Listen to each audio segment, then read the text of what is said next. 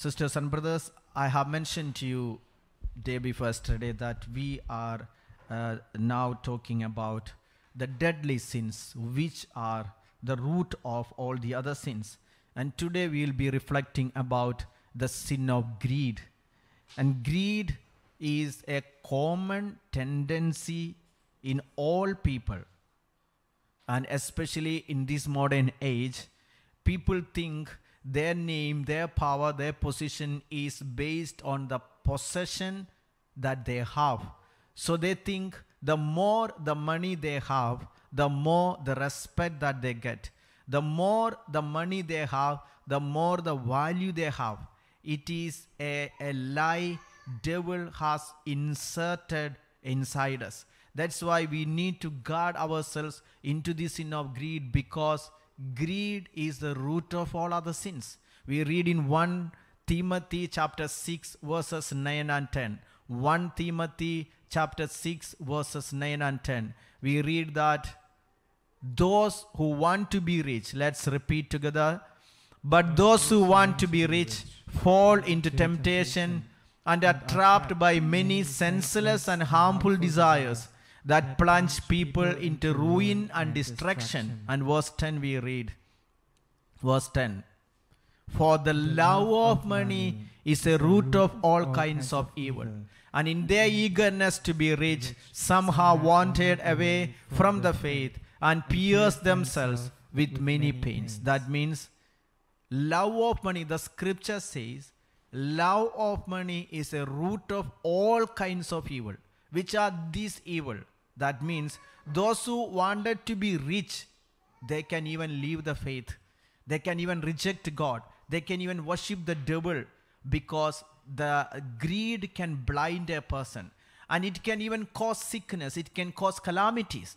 Because greed can make people, greed can let people fall into cheating, stealing, lying, taking bribe, doing corruption, because greed blinds the eyes of the people. That's why we read in Proverbs chapter 1 verse 19. Proverbs chapter 1 verse 19 we read. Proverbs chapter 1 verse 19. Such is the end of all who are greedy for gain. It takes away the life of its possessors. Such is the end of all who are greedy for gain. It takes away the life of its possessors. Sisters and brothers, somebody sent me an email.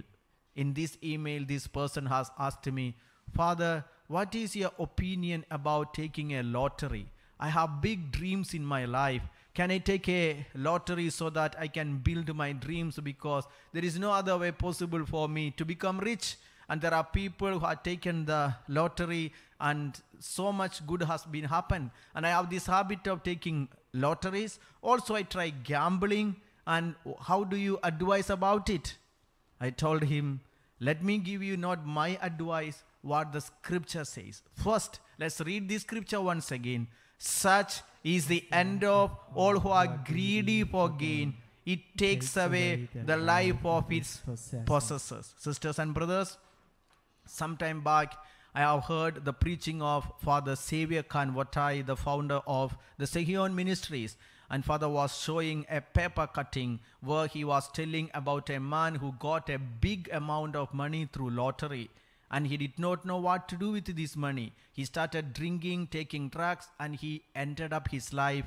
He lost even his own life because he did not know what to do with this money that he got, because it was an undeserved money that he got. Sisters and brothers, we read this is in 2 Thessalonians chapter 3 verses from 10 to 12. Saint Paul is advising us. For even when, together we read, for even when we were with you, we gave you this command: anyone unwilling to work should not eat. And we read verse 12. For we hear that some of you are living in idleness, mere busybodies, not doing any work. That means many are just waiting for a lottery to come to them. Now such persons we command and exhort in the Lord Jesus Christ to do their work quietly and to earn their own living. The scripture never permits us to go for gambling or take lottery, but the scripture is telling us, do their work quietly and to earn their own living with hard work. Again, 2 Thessalonians chapter 3 verse 6 we read. 2 Thessalonians chapter 3 verse 6. Now we command you, beloved, in the name of our Lord Jesus Christ, to keep away from believers who are living in idleness and not according to the tradition that they received from us. Some are idle. They don't work, but the Lord wants us to work hard. Again, Sirach chapter 21 verse 8. Sirach chapter 21 verse 8. We read Sirach chapter 21 verse 8. This is also about getting any kind of unjust income without God's blessing. Let me read this word of God. Chapter 21 verse 8. Whoever builds his house with other people's money is like one who gathers stones for his burial mound. Anyone who builds his house with other people's money, God never appreciates that we build a home with the money of someone else. Again, let us read this is Sirach chapter 14 verse 9. The greed can destroy one's life. The eye of a greedy person, let's repeat together. The eye of the greedy person is not satisfied with his share. Greedy injustice withers the soul. Sisters and brothers, the scripture says, anybody who is greedy for unjust income, what will happen? It will wither their soul. They will lose their soul. I have to read a word of God from you, from the Bible. This is Sirach chapter 10 verse 9. Sirach chapter 10 verse 9. This is a word of God that we should never forget. This is Sirach chapter 10 verse 9. Nothing is more wicked than one who loves money. For such a person puts his own soul up for sale. You can repeat after me. Nothing is more wicked. Nothing is more wicked than one who loves money. Than one who loves money. For such a person puts his own soul. For such a person puts his own soul up for sale. Up for sale. Anyone who is greedy, who loves money, they are selling their soul. Jesus said, the parable of the rich fool. He just wanted to be rich, and the Lord told him categorically. This is Luke chapter 12 verse 15. Luke 12:15. You can read together with me. Luke 12:15. And he said to them, take care, be on your guard against all kinds of greed, for one's life does not consist in the abundance of possessions. Let this word of God sink inside you. One's life does not consist in the abundance of his possessions. Let no one misguide us. The money can give us peace. Money can give us name. Money can give us respect. If so, the rich people must be the most respected people. There was a person called Francis, lived in Assisi. He was poorest. And we know the respect Francis gets. Even today, through Pope Francis.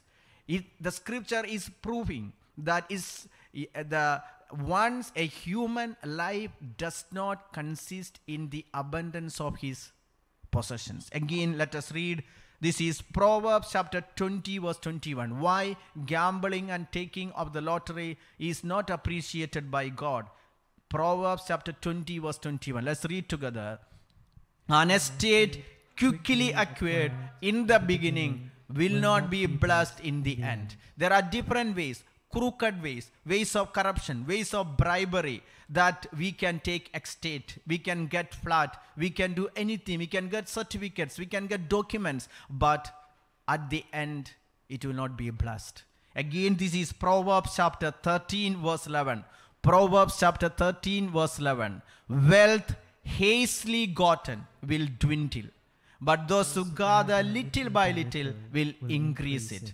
what the lottery gives you. Why that man committed suicide, the one who got a lottery? Because he got money all of a sudden and he did not know what to do. Again, this is Proverbs chapter 15 verse 27. Proverbs chapter 15 verse 27. Those who are greedy for unjust gain make trouble for their households, but those who hate bribes will live. The scripture is teaching us, if anybody who is greedy for unjust gain, sisters and brothers, in my short life period, in the village where I am being born and brought up, I have seen with my own eyes the rich became poor and the poor became rich in my short period of time. And I know you yourself have witnessed those who were very rich, very influential.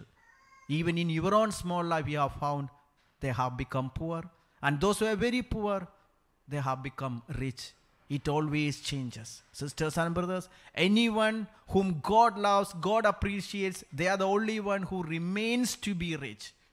We have to know that money is not evil in itself.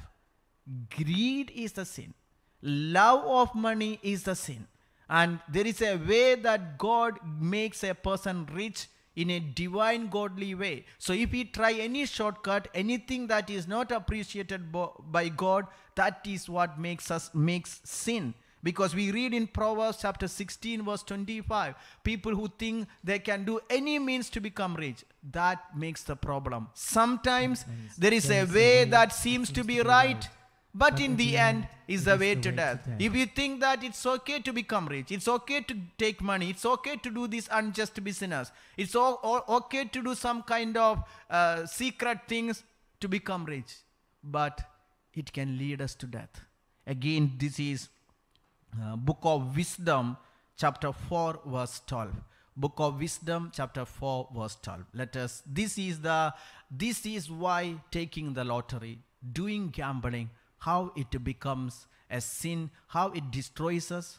For the fascination of wickedness obscures what is good, and roving desire perverts the innocent mind. Read once again. For the fascination of wickedness obscures what is good, and roving desire perverts the innocent mind. Sisters and brothers, when you find your own friends, maybe your parents, those influential people do gambling, take lottery, and naturally and automatically, as we don't know the word of God, we may fall into it.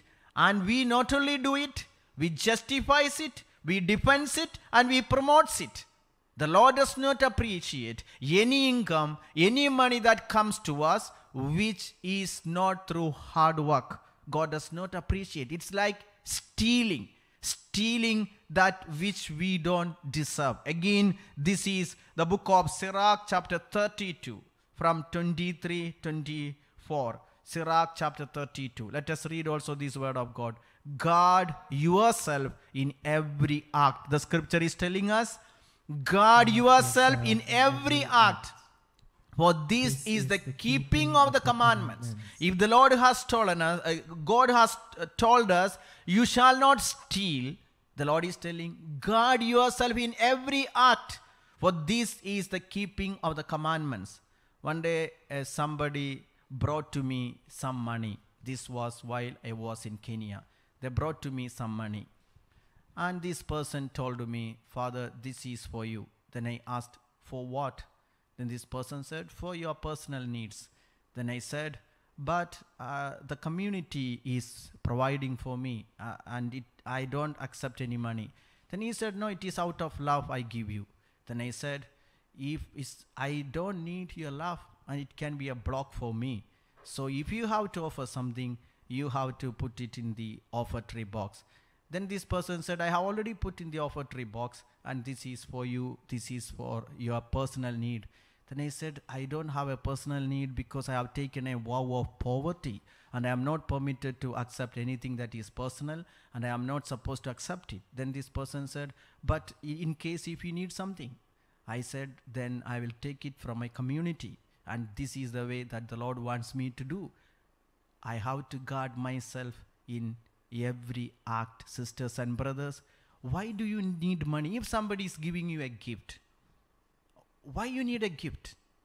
Why you need money? That is, it's unknowingly or unknowingly, devil is a deceiver. He can put greed inside you. Those who have 100 pound, they need 1,000 pound. Those who have 1,000 pounds, they need 5,000 pounds. Those who have one flat, they need 2 flats. Those who have one car, they need 2 cars. This is the way devil puts inside us greed. And what is happening? It makes us blind. Not only that, it makes us slaves of money, slaves of people. Remember, we have the best example in the life of Judas.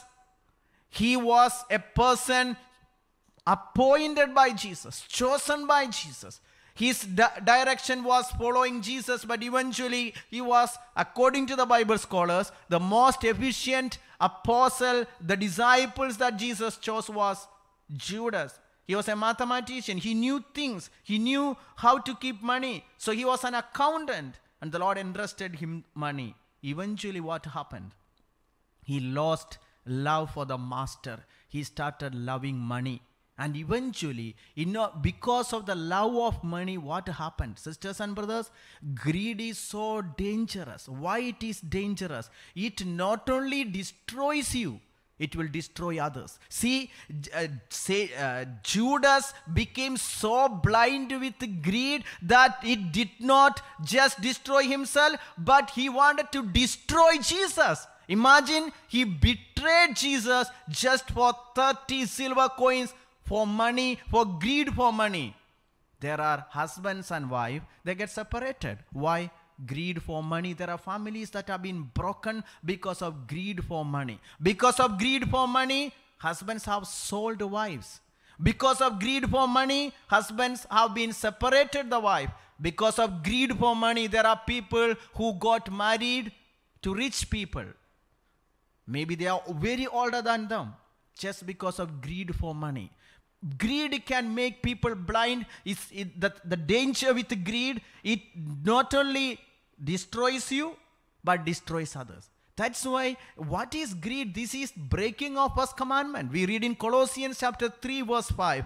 Colossians chapter 3 verse 5, Saint Paul is telling, put to death, therefore, whatever in you is earthly, fornication, impurity, passion, evil desire, and greed, which is idolatry. Greed is idolatry. That means, Jesus said, you cannot love 2 masters.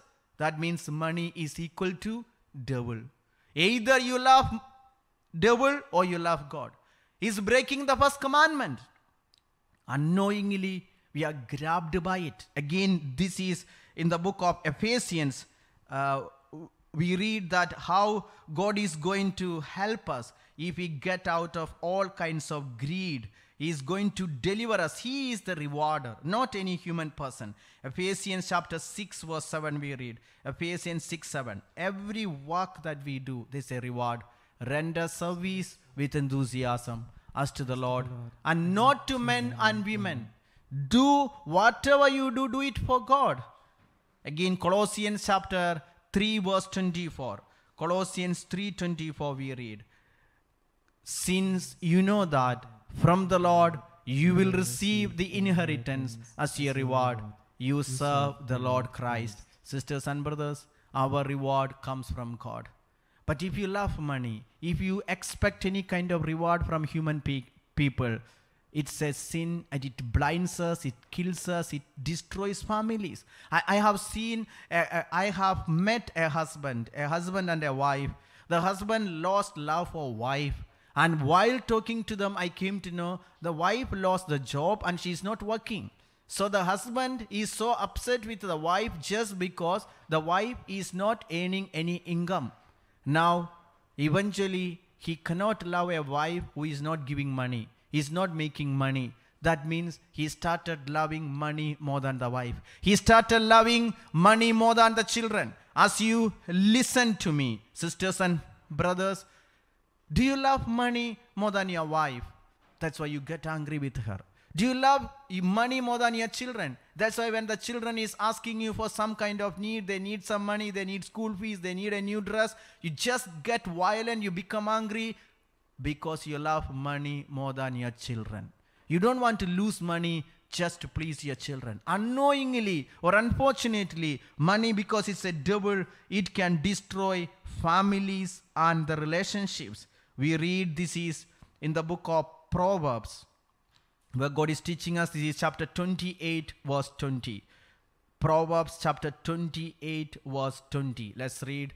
The faithful will abound with blessings, but one who is in a hurry to be rich will not go unpunished. Sisters and brothers, are you hurry? We live in a world where people wanted to become rich all of a sudden. That's why they go for lottery, they do gambling, and the scripture says the faithful will abound with blessings.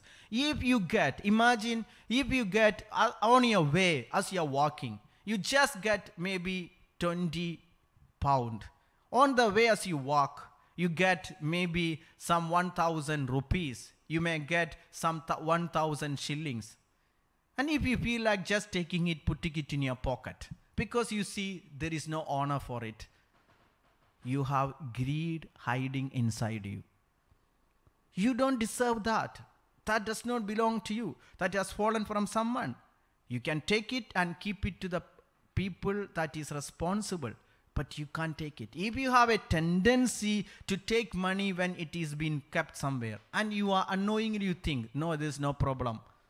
There's a spirit of greed inside us, sisters and brothers, and it can kill us. It can destroy us. And the scripture says, those who want to be rich in a hurry, they will not go unpunished. That's why in Hebrews chapter 13 verse 5, Hebrews chapter 13 verse 5, the scripture is teaching us, when this is Hebrews chapter 13 verse 5. Let's read together. The Lord is teaching us, keep your lives free from the love of money and be content with what you have. For he has said, I will never leave you or forsake you. Let's repeat this word of God, raising your right hand together.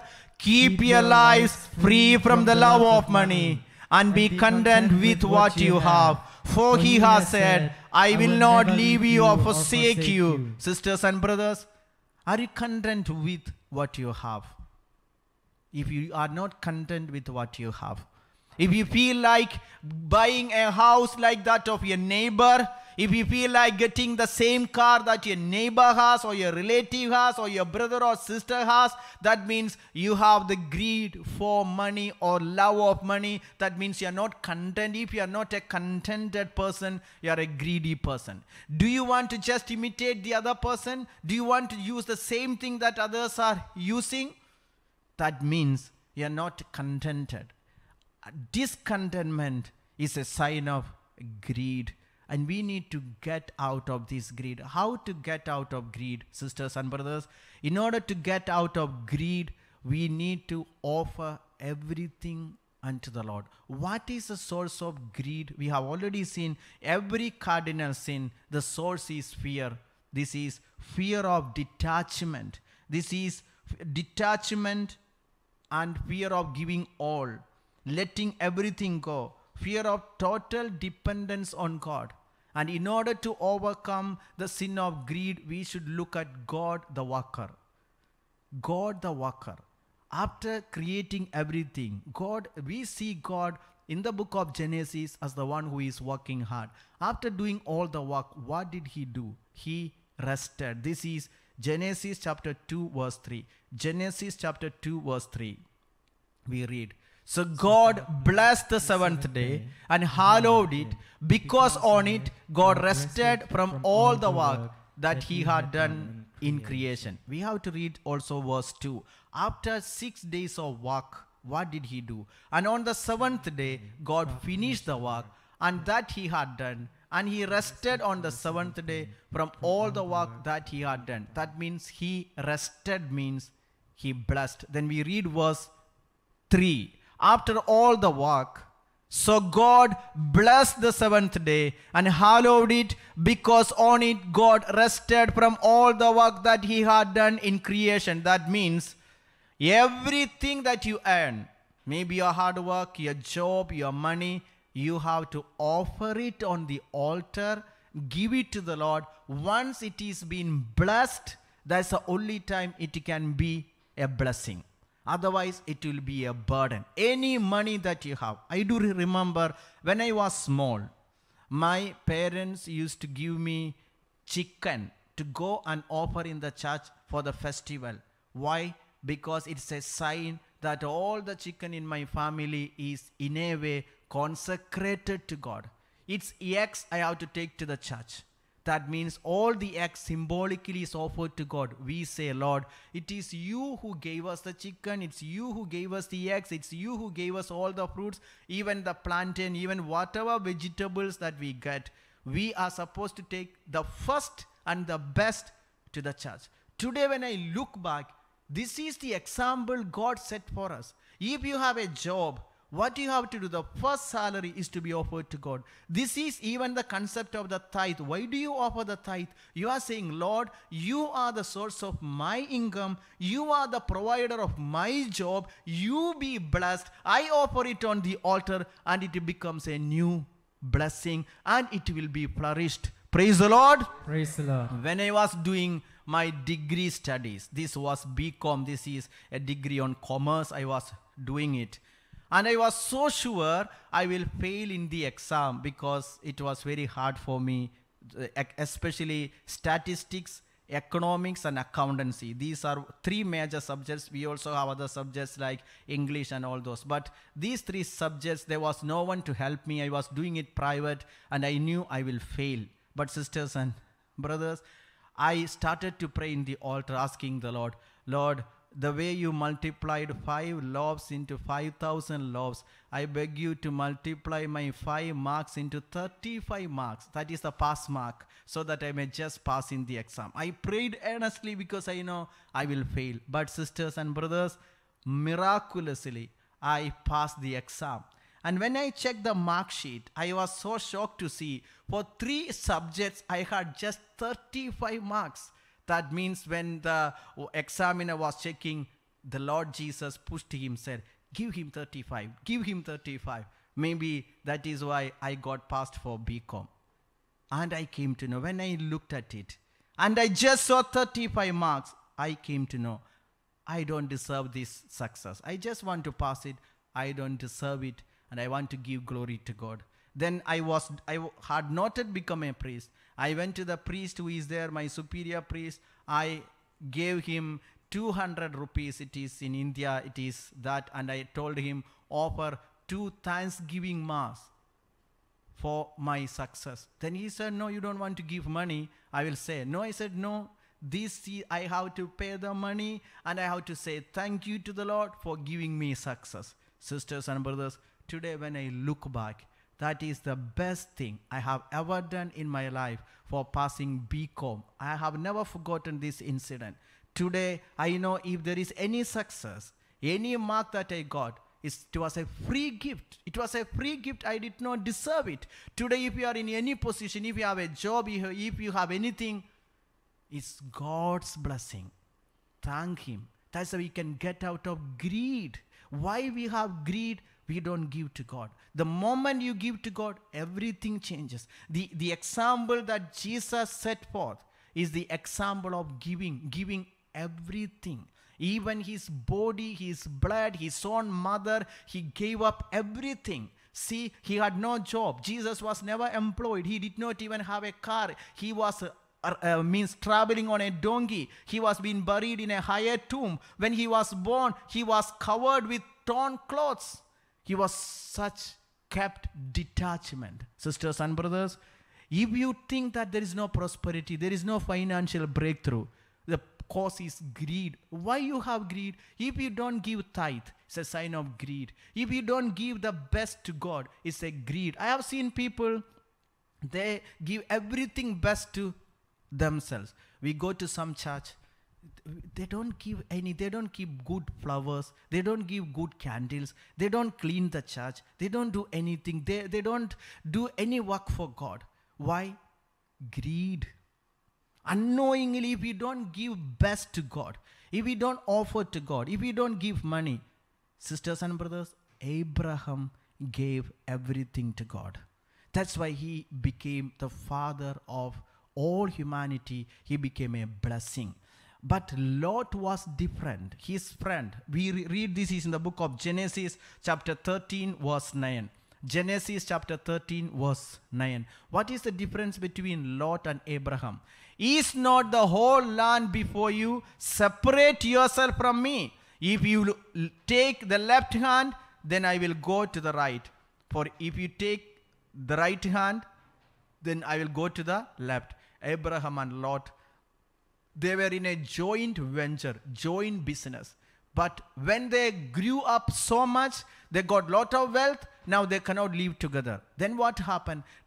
Abraham is telling, you take whatever you want. And we read that Lot took the best land. And we read verse 10, that is near Sodom and Gomorrah. Lot looked about him and saw that the plain of the Jordan was well watered everywhere, like the garden of the Lord, like the land of Egypt in the direction of Zoar. This was before the Lord had destroyed Sodom and Gomorrah, the most fertile land Lot took. He was a greedy person, and we know the end. But Abraham had no greed. He did not take anything. Then what happened? We read the same chapter, verse 16. Verse 16 we read, I will make your offspring like the dust of the earth, so that if one can count the dust of the earth, your offspring also can be counted. Sisters and brothers, Lot got land, Abraham got God himself as his possession. Today, when you hear me, maybe you are cheated by your own relatives, your own family members. You are not given property, you are not given land, you are not given equal portion. You have been cheated by your own family, your own parents, your own siblings. Maybe you are in a foreign country and your own land is grabbed by them. You have not given anything from the family. Remember, we have the God of Abraham who gave the best to his cousin Lot. Actually, it is Abraham who worked more hard, and God felt pity upon Abraham, who was generous, sisters and brothers, and he became the father of all mankind. Today, as you hear me, the Lord is teaching us, be generous. Be generous. Because we have to meditate, what did Jesus do? This is, we read in the Gospel of Luke chapter 23 verse 46. How to become generous. Jesus is giving up himself. Father, into your hands. Let's repeat this word of God as a meditation to overcome greed. Then Jesus, crying with a loud voice, said, Father, into your hands I commend my spirit. Having said this, he breathed his last. Father, into your hands I commend my spirit. Sisters and brothers, everything that was there with Jesus was in the hand of the Father. He did not own anything. He gave up everything. He was a person who lived as a poor man. And we know, but he was the owner and the author of everything. Today, as you hear me, you maybe are wounded because you work hard. And those who work hard, they will be wounded, because those who work hard, they think they deserve more respect, more income. We read about this elder son of the prodigal son. This is Luke chapter 15 verse 25. Let's look at this word of God. Why this elder son is getting angry? Now, let's repeat. Now his elder son was in the field. And when he came and approached the house, he heard music and dancing. Look at this word of God. Actually, the elder son is a hard-working man. He was in the field. What does the prodigal son doing? He's just wasting money. This elder son became angry, and he is thinking he has all the right to get angry because he is working hard. But we know the scripture ends without the conversion of the elder son, because he had greed for money. He thought because he's working hard, he need to get more respect, more money, more income. Today, as you hear me, why some wives get very angry? Because they say, I work more hard, I earn more money. Why in the family, why so kind of disunity? Because the one who works more, they think I deserve more honor. That's why we need to offer our hard work on the altar.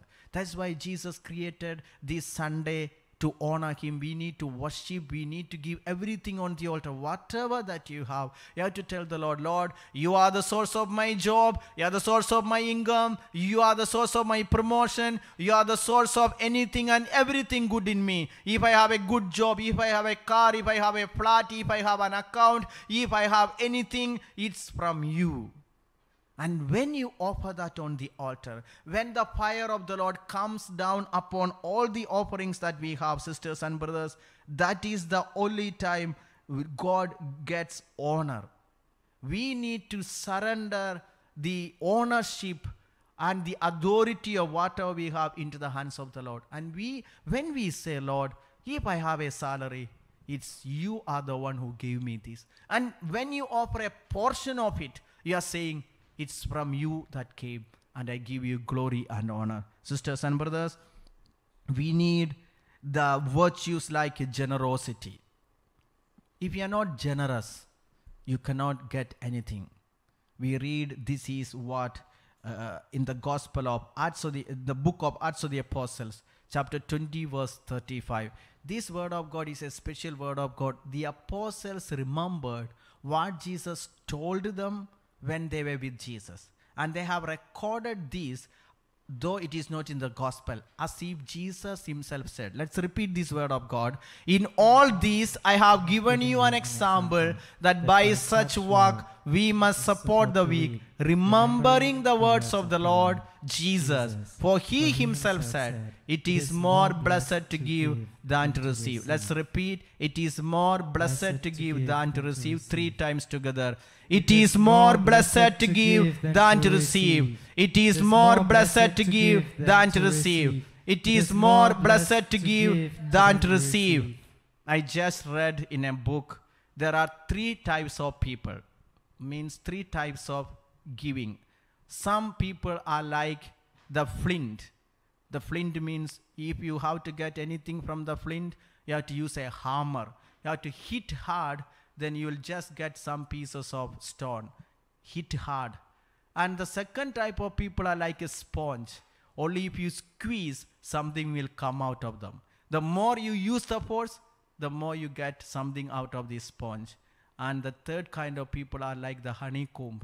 That means they will just pour out themselves to others. They give generously. You don't want to squeeze, it will come out. Sisters and brothers, what kind of people we are? Jesus was a giver. Look at the cross. He has to say, my character is to give. Even today, he's keep on giving.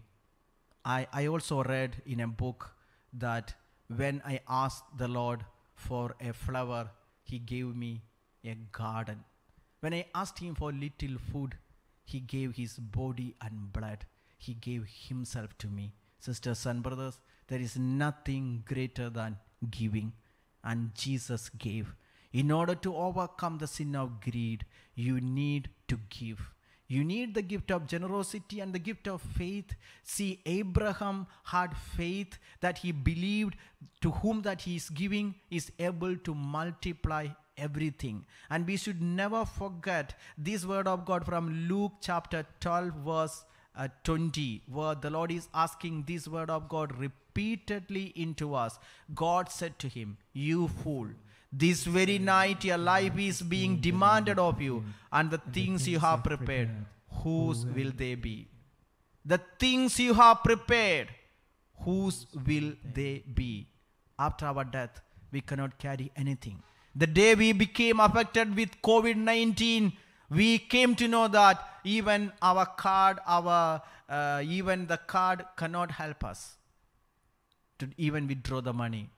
Nothing can help us. You have prepared. The things you have prepared, whose will they be? Let's kindly stand and let us sing the hymn of offertory. Let's pray to Abba Father. Abba Father, for you all things are possible. Deliver me from greed and fill me with the gift of generosity, and faith. And give me the gift of the Holy Spirit, the gift of understanding to overcome the sin of greed. Let's pray.